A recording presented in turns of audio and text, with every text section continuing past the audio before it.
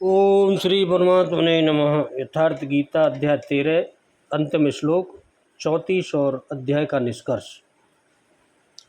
क्षेत्र क्षेत्रज्ञो एवं अंतरम ज्ञान चक्षुषा भूत प्रकृति मोक्षम च ये बिंदुयांति ते परम।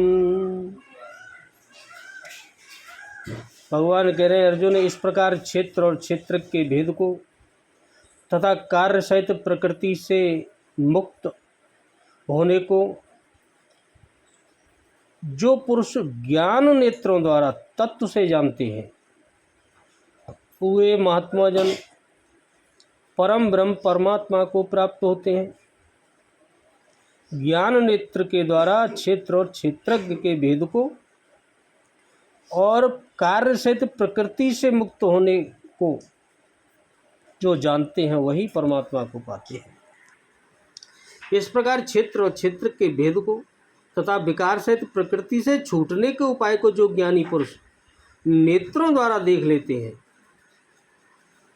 वे महात्मा जन, यानी नेत्रों मतलब जीवित देख लेते हैं, वे महात्मा जन परम ब्रह्म परमात्मा को प्राप्त होते हैं। अर्थात क्षेत्र क्षेत्रज्ञ को देखने की आँख ज्ञान है और ज्ञान साक्षात्कार का ही पर्याय है।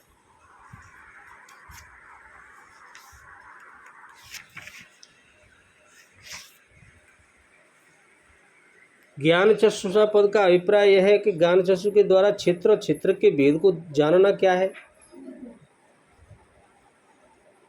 दूसरे श्लोक में भगवान ने जिसको अपने मत से ज्ञान कहा है और 5वें अध्याय के 16वें श्लोक में जिसको अज्ञान नाश करने से कारण बतलाया है, जिसकी प्राप्ति अमानित्वादि साधनों से होती है, यह ज्ञान चक्षु का पद उसी तत्व ज्ञान का वाचक है। वह ज्ञान के द्वारा जो भलीभांत तत्व से यह समझ लेना है कि महाभूत 24 तत्वों के समुदाय रूप समस्त शरीर का नाम क्षेत्र है। वह जानने में आने वाला परिवर्तनशील, विनाशी, विकारी, जड़, परिणामी और अनित्य है तथा क्षेत्रज्ञ उसका ज्ञाता यानी जानने वाला चेतन, निर्विकार, अकर्ता, नित्य, अविनाशी, असंग है, शुद्ध है और ज्ञान स्वरूप और एक है। इस प्रकार दोनों में विलक्षणता होने के कारण क्षेत्रज्ञ क्षेत्र से सर्वथा भिन्न है, शरीर से आत्मा भिन्न है। जो उसकी क्षेत्र के साथ एकता प्रतीत होती है शरीर के साथ आत्मा की, वह अज्ञान मूलक है। वास्तव में क्षेत्रज्ञ का उससे कुछ भी संबंध नहीं है, शरीर से आत्मा का। यही ज्ञान चक्षु के द्वारा क्षेत्र और क्षेत्र के भेद को जानना है। भूत प्रकृति मोक्षम का क्या अभिप्राय है और उसको ज्ञान चक्षु के द्वारा जानना क्या है। यहाँ भूत शब्द प्रकृति के कार्य रूप समस्त दृश्य वर्ग और प्रकृति के उसके कारण का वाचक है, जो दिख रहा है उसको। अतः कार्य सहित प्रकृति से सर्वथा मुक्त हो जाना ही भूत प्रकृति मोक्ष है तथा उपर्युक्त प्रकार से क्षेत्र और क्षेत्रज्ञ के भेद को जानने के साथ साथ जो क्षेत्रज्ञ का प्रकृति से अलग होकर अपने वास्तविक स्वरूप परमात्मा स्वरूप में अभिन्न भाव से प्रतिष्ठित हो जाना है, यही कार्य सहित प्रकृति से मुक्त हो जाने को जानना है। भूत प्रकृति मोक्ष है। अगर तुम प्रकृति के कार्यों को भली बात जान गए, ज्ञान हो गया। अभिप्राय है कि जैसे स्वप्न में मनुष्य को किसी निमित्त से अपनी जागृत अवस्था की स्मृति हो जाने से किसी न कारण से नींद खुलती है, जागृत होता है, तो स्वप्न यह स्वप्न है। अतः अपने असली शरीर में जग जाना ही उसके दुखों से छूटने का उपाय है। स्वप्न से, स्वप्न में कोई दुख हो रहा है, जब तक जगोगे नहीं वह दुख दूर नहीं होगा। इसी प्रकार इस भाव का उदय होते ही वह जग उठता है। वैसे ही ज्ञान योगी का क्षेत्र और क्षेत्रज्ञ की विलक्षणता को समझकर साथ ही साथ जो यह समझ लेना है कि अज्ञानवश क्षेत्र को सच्ची वस्तु समझने के कारण ही सबके इसके साथ मेरा संबंध सा हो रहा था, अतः वास्तविक सच्चिदानंद घन परम परमात्मा स्वरूप में स्थित हो जाना, इससे मुक्त होना, यही इसका कार्य सहित प्रकृति से मुक्त होने को जानना है। जो इसको जानते हैं वही परमात्मा को प्राप्त हो जाते हैं। यह क्या भाव है? इससे भाव दिखलाया गया है कि उपर्युक्त तत्व ज्ञान होने के साथ अज्ञान सहित समस्त दृश्य का अभाव हो जाता है, सत्य उसके सामने प्रकट हो जाता है और तत्काल ही उनको परम ब्रह्म परमात्मा की प्राप्त हो जाती है।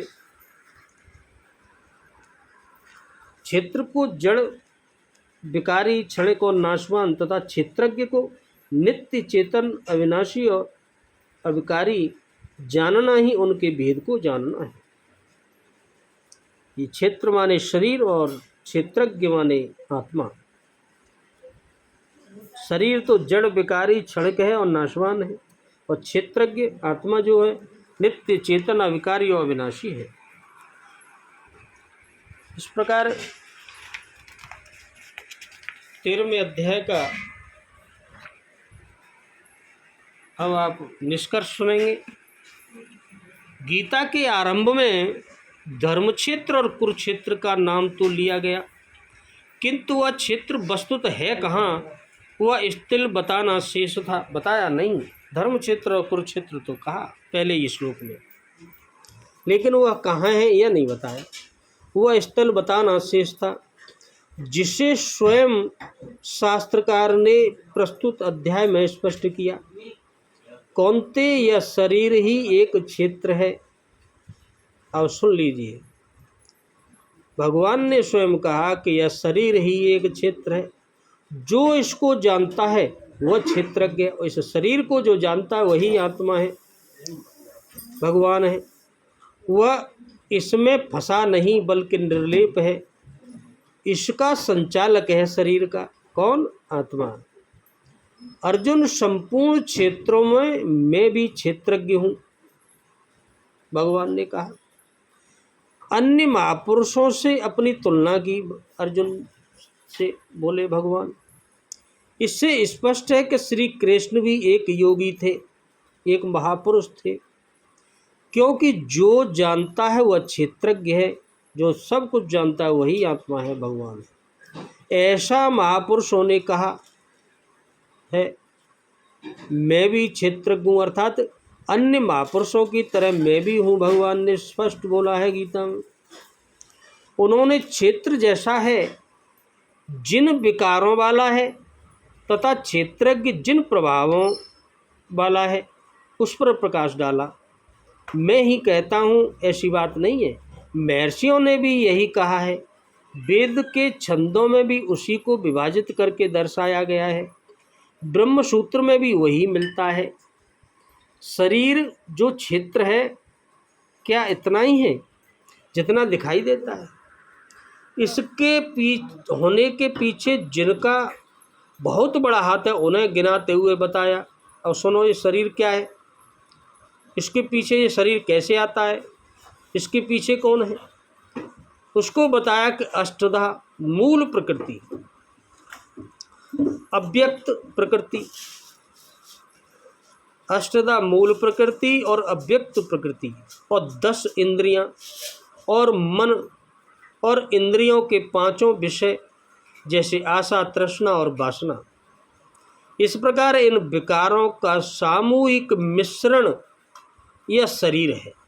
ये सब विकार हैं और इनका पूरा मिलके यह शरीर है। जब तक ये रहेंगे विकार, तब तक यह शरीर भी रहेगा। शरीर किसी न किसी रूप में रहेगा ही। यही क्षेत्र है जिसमें बोया भला बुरा बीज संस्कार रूप में उगता है। जो इसका पार पा लेता है, जो इससे ऊपर निकल जाता है, समझ जाता है, वही क्षेत्रज्ञ है, वही भगवान में। क्षेत्रज्ञ का स्वरूप बतलाते हुए उन्होंने ईश्वरीय गुणधर्मों का पर प्रकाश डाला और कहा कि क्षेत्रज्ञ इस क्षेत्र का प्रकाशक है। उन्होंने बताया कि साधना के पूर्ति काल में, जब साधना का पूर्ति काल यानी अंतिम समय साधना पूर्ण होती है, परम तत्व परमात्मा का प्रत्यक्ष दर्शन ही ज्ञान है। प्रत्यक्ष दर्शन हो जाता है, वो ज्ञान ही है। कोई मूर्ति थोड़ी सामने दिखती है, वो ज्ञान इतना हो जाता है, वो समझ जाता है। ज्ञान का अर्थ है साक्षात्कार। इसके अतिरिक्त जो कुछ भी है अज्ञान है। जानने योग्य वस्तु है परमात्मा,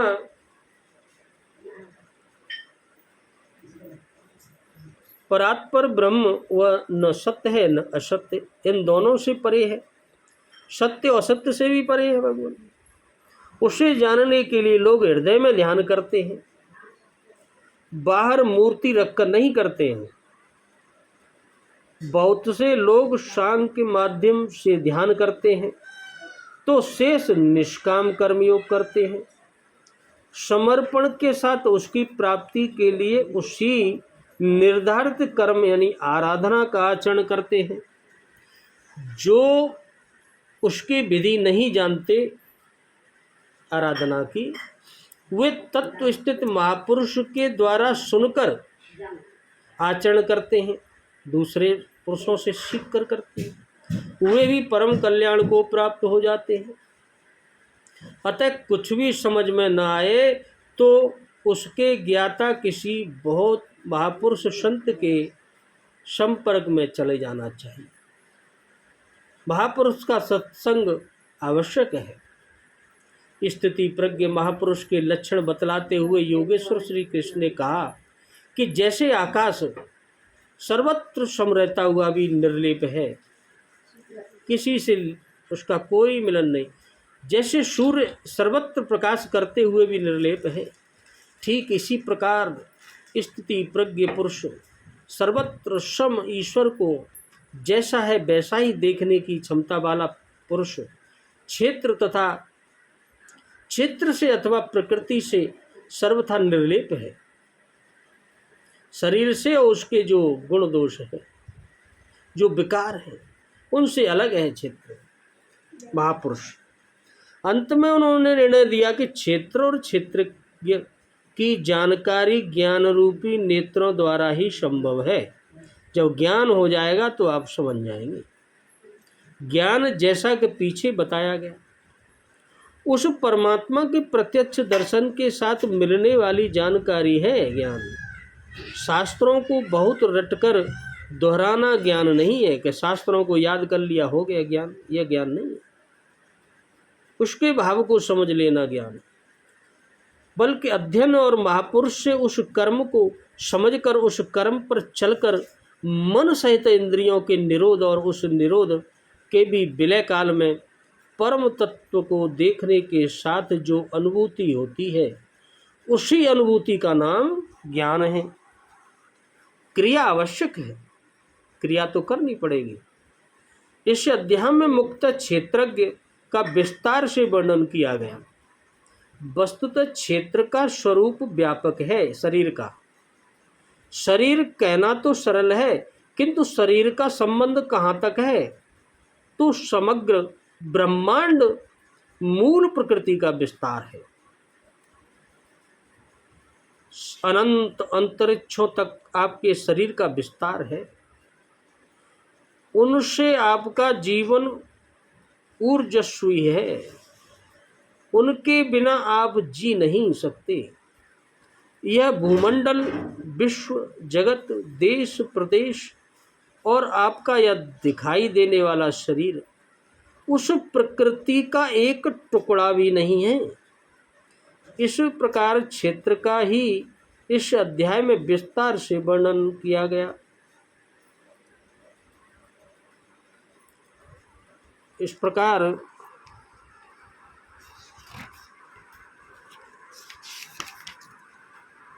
श्रीमद् परमहंस परमानंद जी के शिष्य स्वामी अड़गनानंद कृत श्रीमद् भगवत गीता के भाष्य यथार्थ गीता में क्षेत्र क्षेत्रज्ञ विभाग योग नामक 13वां अध्याय आज पूर्ण होता है। हरि ओम तत्सत।